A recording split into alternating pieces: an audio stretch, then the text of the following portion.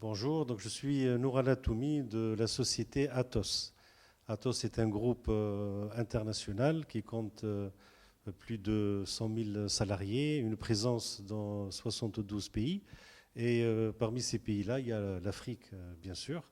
Et aujourd'hui, donc, on est dans le Land of African Business, où Atos est partenaire donc, de cet événement, ou même co-organisateur de cet événement. Atos est une société qui est implantée dans certains pays d'Afrique, et particulièrement le Maroc, où nous comptons pas loin de 1500 personnes. Nous sommes présents aussi au Sénégal.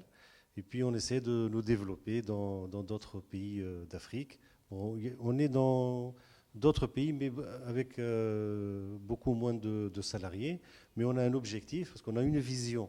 On a une vision Afrique. C'est de nous développer avec la croissance économique africaine qui est très, très, très forte. Donc on aimerait bien arriver aux environs de 2020 à avoir à peu près 5000 salariés Atos dans le continent africain. Pour les Jeux Olympiques, on gère tout. On gère tout. Tout ce qui est chrono, par exemple. Les athlètes, quand ils courent, vous voyez Usain Bolt qui fait sa course, donc il y a le chrono. Bon, sachez, il y a que plusieurs chronos en parallèle. Donc ça, c'est géré. Maintenant, Usain Bolt, pour qu'il aille au stade, il faut déjà qu'il habite dans le village olympique. Il faut savoir où il habite. Quand on va aller le chercher, donc il y a le transport. À quel moment il va arriver. Les gens qui interviennent, que ce soit les athlètes ou les bénévoles, il y en a des milliers. Ils ont tous des badges, comme moi ici.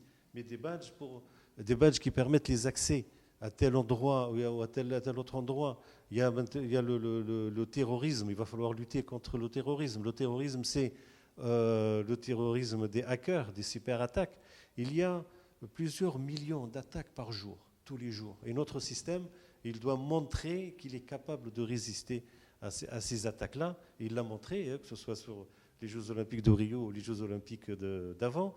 Il y a aussi la sécurité des personnes. Donc il y a de la vidéosurveillance. On a aux Pays-Bas, par exemple, un quartier dans une ville qui est un quartier animé, des rues piétonnes, où c'est la fête tous les soirs, toute la nuit. Et donc, des fois, il y a des bagarres. Les gens ils boivent un petit peu, où ils se chamaillent. Donc, on a mis un système de surveillance avec des caméras qui reconnaissent les personnes et qui comptent les gens qui sortent et qui rentrent dans la zone, et qui aussi sont équipés de micros, et on écoute. Donc les systèmes écoutent, et en fonction du son, le bruit, les décibels sont fortes ou pas, ou les gens qui bougent ou qui tergiversent, donc le système arrive à le capter, à le détecter, et du coup, la police, qui a une vision, parce qu'il y a une salle de supervision de tout ça, peut intervenir et peut parler, parce qu'il y a aussi des haut-parleurs. Donc la police peut intervenir. Attention, monsieur un tel avec la veste bleue ou avec tel... voilà, calmez-vous. Et puis, ça évite les problèmes, ça évite les bagarres, et ça rend les gens plus heureux, voilà, d'être tranquilles et d'être en sécurité. Donc l'informatique, ce sont des solutions qui évoluent en permanence, et donc ce qu'il faut, c'est être toujours au goût du jour, et puis répondre aux besoins de nos clients et à leurs attentes.